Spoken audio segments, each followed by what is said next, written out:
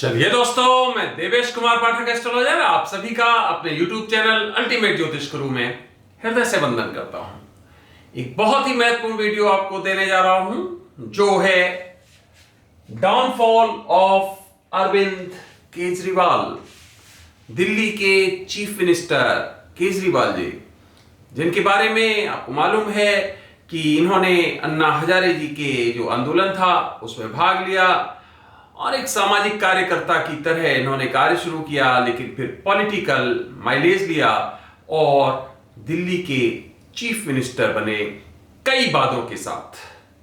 और फिर उसके बाद आज क्या स्थिति है वही मैं आपको इस वीडियो में बताने जा रहा हूं। हमने क्यों लिखा है डाउनफॉल, क्या कारण है वो भी मैं बताऊंगा, आगे की परिस्थितियां क्या होने वाली हैं दिल्ली की वो भी बताऊंगा। तो आगे बढ़ने से पहले अगर चैनल सब्सक्राइब नहीं किया है तो चैनल सब्सक्राइब कर लीजिए, शेयर करिए ग्रुप्स में, और कंटेंट्स अच्छे आपको लगते हैं तो लाइक भी करते रहिए। तो चलिए, अरविंद केजरीवाल जी के बारे में मैंने कुंडली विवेचन दिया था लगभग 3.5 साल पहले, याद होगा आपको। और उसमें मैंने बताया था कि ये इतना विशेष तरह का व्यक्तित्व है कि ये एक स्थिति ये आएगी कि जो कहते ना एक छोटा चुनाव मेयर का वो भी नहीं जीत पाएगा। एक स्थिति ये आ जाएगी, इसका विश्वास लोगों का विश्वास रादर इसमें नहीं बचेगा, ऐसी परिस्थिति आ जाएगी। याद होगा जो रेगुलर हमारे जिन्होंने वीडियोस देखे होंगे उन्होंने देखा होगा, हमने ये केजरीवाल का कुंडली विवेचन भी किया था और उसके बारे में मैंने बताया था। केजरीवाल जी जैसे लोग वास्तव में बहुत कम पैदा होते हैं। इसका मतलब राजनीति के लिए, राजनेताओं के लिए, आजकल की राजनेताओं के लिए जो विषय वस्तु चाहिए, जो सामग्री चाहिए, जो इंग्रेडिएंट्स चाहिए, उनसे लबालब हैं, वो भरपूर हैं और सभी पार्टीज के हैं। ऐसा नहीं कि मैं केजरीवाल की ही कह रहा हूं, सभी पार्टीज में हैं। बस यह है कि कौन उनका कितना प्रयोग कैसे कर सकता है। झूठ नस नस में भरा है सभी के नेताओं के, ये उनका चरित्र होता है, उनकी मजबूरी भी होती है कुछ हद तक, क्योंकि सुबह से शाम तक पता नहीं कितने लोग मिलते हैं, कितने लोगों का काम करवा पाओगे, तो सबको वादा करना है उनको, झूठ बार बार बोलना है, रोज बोलना है, नए नए बोलना है। और विशेष तरह का कैरेक्टर होता है नेताओं का, आपने देखा होगा, उनके साथ जो रहे होंगे वो जानते होंगे, मैं अच्छी तरह से जानता हूं कि उनका वास्तविक कैरेक्टर क्या होता है। एक कोई पार्टी आएगी उससे कुछ कहेंगे और जब उसकी कोई विरोधी पार्टी आएगी तो उससे उसके पक्ष की बात कहेंगे। आपको ऐसे ऐसे सब जवाब दिखाए जाएंगे कि आप कहेंगे कि यह तो हमें स्वर्ग में पहुंचा देगा व्यक्ति। केजरीवाल इनका सिरमौर है, केजरीवाल के पास ये सब फंडे हैं। ऐसे नेता, ऐसे राजनेता हम कह रहे हैं, बहुत सम्मान दे की बात कर रहे हैं, फिर भी दशाब्दियों में पैदा होते हैं। यह व्यक्ति जो है वो बिल्कुल वो परिस्थितियां पैदा कर सकता है कि दुनिया को असत्य घोषित कर सकता है। केवल एक सत्य है और वो है केजरीवाल। केजरीवाल जो कहता है वो सत्य कहता है। केजरीवाल जितना ईमानदार है दुनिया में कोई हो नहीं सकता है। केजरीवाल एक ऐसा विश्वसनीय आदमी है जिसके सामने न्यायपालिका बेकार है, कार्यपालिका बेकार है, व्यवस्थापिका बेकार है, सब बेकार हैं। केजरीवाल अकेला ऐसा ईमानदार व्यक्ति है जिसका कोई भी साथी उसके बराबर ईमानदार नहीं है, उसके परिवार का कोई सदस्य उसके बराबर ईमानदार नहीं है, दुनिया का कोई व्यक्ति उसके बराबर ईमानदार नहीं। तो ऐसे नेता जीवन में, इसका मतलब है दशाब्दियों में पैदा होते हैं, हम तो ये कहेंगे। तो ध्यान रखिए कि आगे इसका क्या भविष्य होने वाला है। मैं क्यों ये वीडियो आपको दे रहा हूं, इसलिए दे रहा हूं कि आपने देखा होगा कि पिछले दिनों उनकी वाणी में काफी एक कलंकित भाषा निकल रही है, एग्रेसिव भाषा निकल रही है। सभी के लिए वो एग्रेसिव लैंग्वेज का यूज कर रहे हैं, चाहे कोई भी हो, और वो लगातार जेल जेल जेल चिल्ला रहे हैं। ध्यान रखिए, ये उनके एक फ्रस्ट्रेशन का एक नमूना है। केजरीवाल जी कुछ महत्वपूर्ण केसेस में फंस चुके हैं, उनके मंत्री जेल के अंदर हैं, उनकी शाख दांव पर है, दिल्ली की जनता उनको गालियां देना शुरू कर चुकी है। लेकिन यह व्यक्ति, मैं फिर कह रहा हूं, राहु का इतना असर है इस व्यक्ति के ऊपर कि यह दोबारा से लोगों को ल्योर करके उनको तरह तरह के, जिसको कहते हो ना लालच देके फिर भरमाने का प्रयास करेगा। क्या क्या होगा ध्यान से समझो। जो मैंने विवेचन दिया था कि ये एक स्थिति ये आएगी कि अपना विश्वास खो जाएगा और ये इवन आपका जो एक महापौर या मेयर है उसका भी चुनाव जीतना इसके लिए मुश्किल हो जाएगा। आप देखेंगे कि उस तरह की परिस्थितियां शुरू हो चुकी हैं। इसके लिए अभी इसको अरेस्ट करना इसलिए अवॉइड करेगी सरकार या एजेंसीज, क्योंकि 2024 के चुनाव आ रहे हैं और राजनीति में बहुत कुछ देखना पड़ता है। राजनीति गंदी है, इसमें कोई शक नहीं। कोई भी पार्टी हो, ऐसा नहीं कि कोई पार्टी दूध की धुली हुई है, बिल्कुल भी नहीं।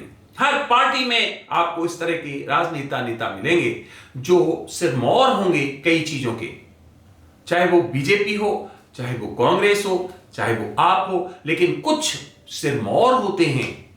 तो इसलिए ये व्यक्ति क्या करेगा कि दिल्ली की जनता को और लुभाएगा, दिल्ली के बजट को और ठिकाने लगाएगा।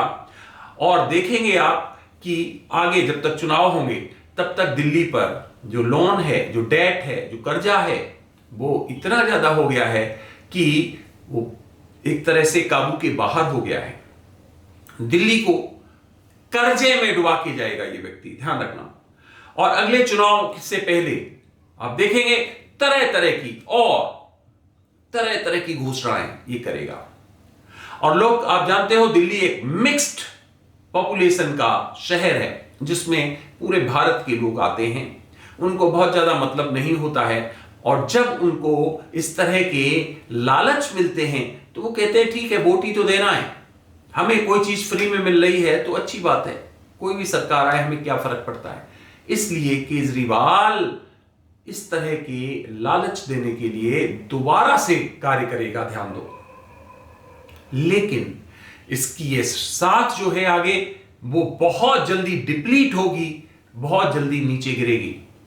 तो 2024 से पहले इसका एग्रेसिव होने का कारण ये है कि एक बार हम जेल घुमाएं महीने 2 महीने के लिए, 15 दिन के लिए, और फिर आके हम सरकार की बखिया उधेड़े अच्छी तरह कि सरकार ने किसी को नहीं छोड़ा। देखो हमें भी जेल भेज दिया, हमारे मंत्रियों को भी जेल भेज दिया, लेकिन जो काम आपने किए हैं वो तो सब डॉक्यूमेंटेड है ना, उनको कहां ले जाओगे।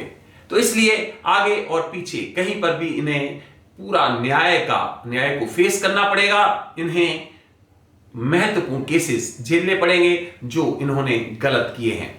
अब देखेंगे इनका कन्फ्रंटेशन जो आईएएस एसोसिएशन होती है उनके साथ भी होगा, साथ ही साथ ये कुछ जजेस के अगेंस्ट भी कुछ इस तरह के कमेंट्स देंगे।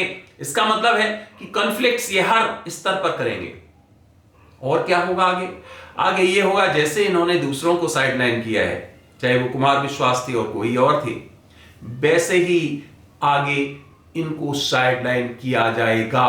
कोई इनको किक करेगा, ध्यान दीजिए, कोई किक करेगा आप में से ही, आप सिकुड़ के एकदम कम हो जाएगी। और ये व्यक्ति बताया मैंने, ये इतना ज्यादा, हमें बहरूपिया तो नहीं कहना चाहिए, बहुरूपों वाला कह सकते हैं। चलो बहरूपिया एक थोड़ा सा ऐसा लगता है कि सब ठीक नहीं, कई रूप प्रकट करने वाला, धारण करने वाला ये व्यक्ति जो है कई रूप धारण करने वाला है। याद है ना रामायण का जब हुआ था, रामायण काल हुआ था तो उसमें तरह तरह के वेश धारण करने वाला लंका का कौन था आपको मालूम होगा। तो वो परिस्थिति जब सीता जी का हरण हुआ था तो उसने मृग बन गया था वो। तो इस तरह से बहरूपिया जिसको आप कहते हो, बहु रूप धारण करने वाला व्यक्ति है ये।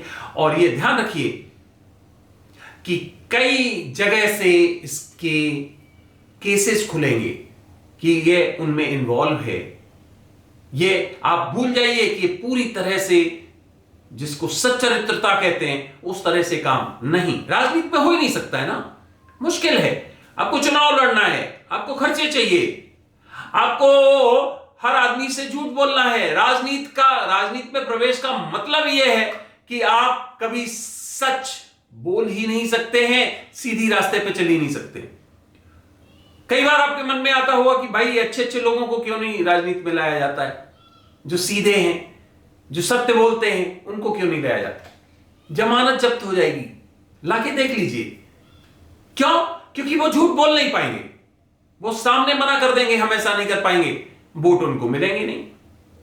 तो इसके लिए आपको बहरूपिया बनने की आवश्यकता होती है, झूठा बनने की आवश्यकता होती है। जितने बड़े आप झूठे, उतनी सफलता आपकी बढ़ जाती है।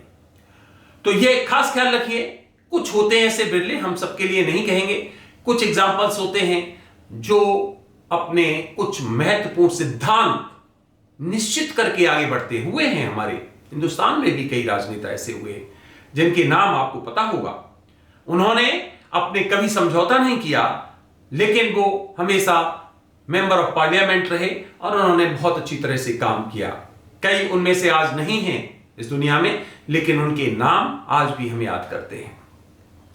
तो इसलिए ऐसे लोग जो है बहुत कम हैं जो बहुत ईमानदारी से काम करते हैं। ईमानदारी से राजनीति में नहीं चला जा सकता है।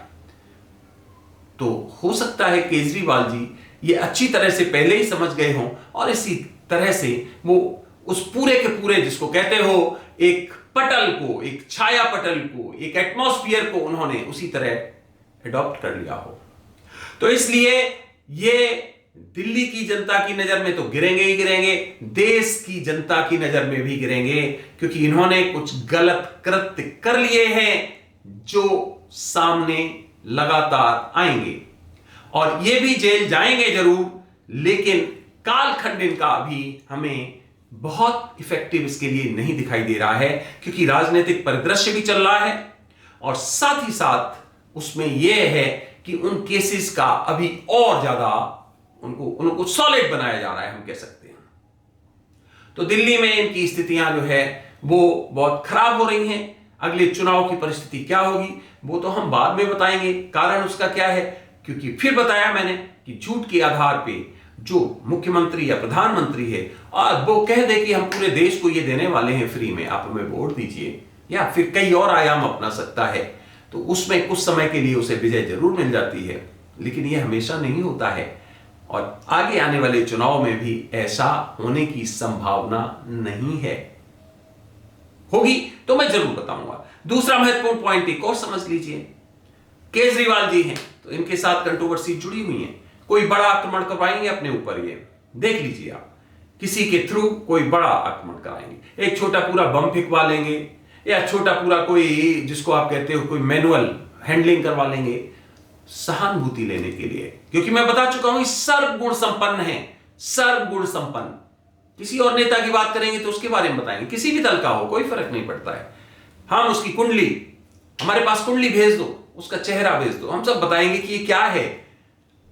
मेरे पास आने की जरूरत भी नहीं, उसको सब कुछ सैकड़ों किलोमीटर दूर बैठ के ही बताएंगे। तो इनका कुंडली में विश्लेषण कर चुका हूं। तो इसलिए ये ऐसे व्यक्तित्व के धनी हैं जिनको समझ पाना बहुत मुश्किल है। इनके परिवार के सदस्य इनको नहीं समझ पाए होंगे, खास रिलेटिव्स इनको नहीं समझ पाए होंगे, कभी समझ भी नहीं पाएंगे। वो तो भूल जाओ साथी लोग, जो समझते हैं साथी लोग केजरीवाल जी का, तभी तक जब तक कि वो डिच नहीं कर रहे हैं, जब तक हाँ में हाँ मिला रहे हैं। ध्यान रखिए, केजरीवाल जी किसी को भी एक सीनियर, किसी को भी सीनियर लीडर के रूप में अपने पैरेलल नहीं आने देंगे, समकक्ष नहीं आने देंगे, उसको ठिकाने लगाते चले जाएंगे।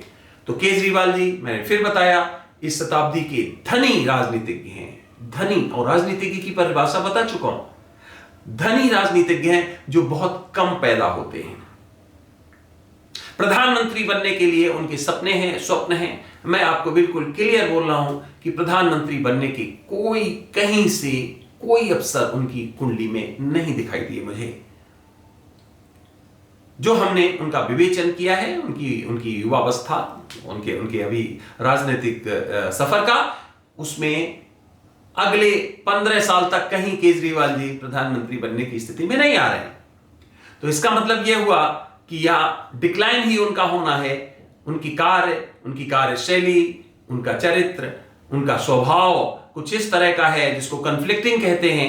उन्हें लड़ना ज्यादा अच्छा लगता है, चाहे कोई भी हो, अपना साथी हो, अपना घर हो, चाहे एलजी हो, चाहे कोई राजनेता हो, चाहे ईडी हो, चाहे सीबीआई हो, चाहे न्यायालय हो, किसी पे भरोसा नहीं, केवल एक व्यक्ति पर भरोसा, और वो है केजरीवाल। केजरीवाल को केजरीवाल पे भरोसा है, बाकी सब एजेंसी व्यर्थ हैं, बेकार हैं। तो केजरीवाल जी का मैं आपको एक बहुत ही विवेचन दे चुका हूं और आज भी मैंने बताया कि यस, यहां से डिक्लाइन उनका शुरू होगा और ये डिक्लाइन काफी आगे तक जाने वाला है। कई लोग कह रहे हैं कि वो कुछ और राज्यों में सरकार बना सकते हैं, बिल्कुल भी यहां से नहीं दिखाई दे रहा है। जब कुछ राज्यों की और होंगे, चुनाव होंगे, वहां सरकारें बनेंगी तो मैं उनके बारे में विवेचन जरूर दूंगा।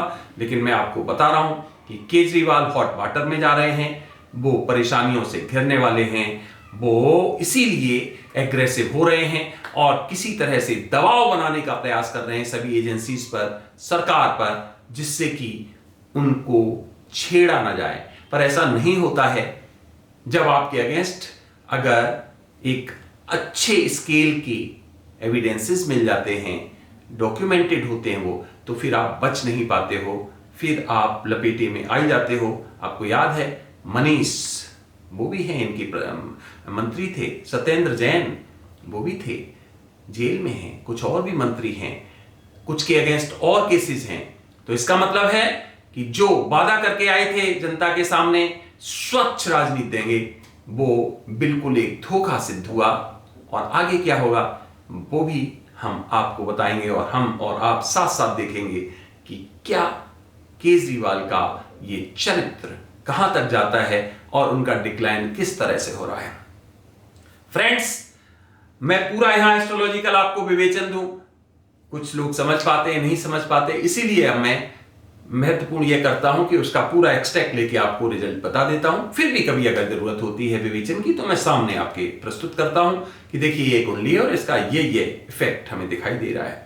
तो इनका हम ऑलरेडी कर चुके थे, हमारे पास था, आप लोगों के कई मैसेजेस थे कि केजरीवाल के बारे में बताइए, आगे क्या परिस्थितियां होने वाली, क्या प्रधानमंत्री बनेंगे, क्योंकि लोग प्रोजेक्ट कर रहे हैं उनको प्रधानमंत्री के रूप में, इनका उत्कर्ष होने वाला है या इसका उल्टा होने वाला है। तो वो मैंने आपको इस वीडियो में बताया। आपने वीडियो देखा, उसके लिए बहुत बहुत धन्यवाद।